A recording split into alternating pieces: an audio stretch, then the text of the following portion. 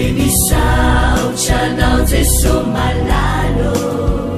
tratrizao fotona mamizao ianaranay antongotrao izahay izay mpianatrao koambitenenare jeso malalo izahay iaino tsaranao ka irote niavy aminao itoetrapetsakao amponaya koambitenenare jeso malalo izahay iaino tsaranao ka irote niavy aminao itoetrapetsakao amponaya irote niavy aminao itoetrapetsakao amponaya.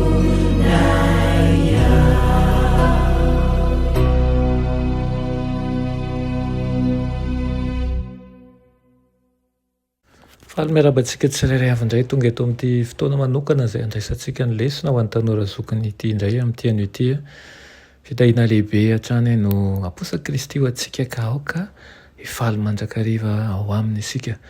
alohan'ny dirantsika ny amin'ny lesona an'io le manasanao iaraka hivavaka re andriamanitra itsara indrindra ampifaliana tokoa no mbola ahafahanay miantso ny anaranao misaotra satria mbola misokatra ho anay ny varavara-pahasoavana noho izany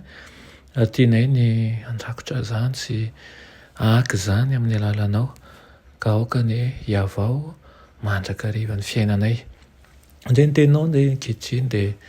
miasa ao amponay tsirairay avy aminaran'i Jesosy amen. Lohateny lesona antsika androany de manao hoe iray ao anatin'ny firindrana. Izao mivoarasoratra ny amin'ny avokin'ny fanahin'ny faminaniana manao hoe ijoro eo anatrehany isika ka hibanjina ny voninahiny amin'ny endriny afantatra toy izay nahafantarana azy ny voahavitra ao ny fitiavana sy ny firaisapo izay novolen'Andriamanitra tao amin'ny fanahy dia ho afaka iseho amin'ny tena endriny marina sy mamy indrindra ny firaisana madio amin'ny olona masina ny firindran'ny fiainana miaraka amin'ny anjely sambatra sy miaraka amin'ireo olona mahatoky tamin'ny andro rehetra izay nanasa ny akanjony sy namotsy azy tao amin'ny rany zanak'ondry ireo fatorana masina izay mampiray ny fianakaviana any an-danitra sy ety an-tany ireo rehetra ireo no ahatonga ny fahasambarany voahavitra any amin'ny taona vaovao any amin'ireo tany vaovao izay hibanjinantsika io dia hibanjina ny hery mahagaga na rinan'izao rehetra izao sy ny zava-miasa ny fitiavana manavitra ny voavonjy isika any tsy hisy fahavalo masika any tsy hisy mamitaka haka fanahintsika nadinan'Andriamanitra hivelatra ny fahaizana rehetra ary hitombo ny talenta rehetra ho tratra ny zava-kenjena ambony indrindra ho tanteraka ny faniriana ambony indrindra ankoatran'izany anefa dia mbola hisy ihany tendry vaovao ho tratrarina zava-mahagaga vaovao alalinina anton-javatra vaovao ampiasana ny herin'ny saina sy ny fanahariny tena hitanadana mba ho fianaran'ny voavitr'Andriamanitra ny aretsarobidin'izao rehetra izao manontolo tsy ho voasakatsaka ny fahafatesana izy ireo ka afaka hisidina ary tsy ho sasatra ho any amin'izao tolo izao lavitra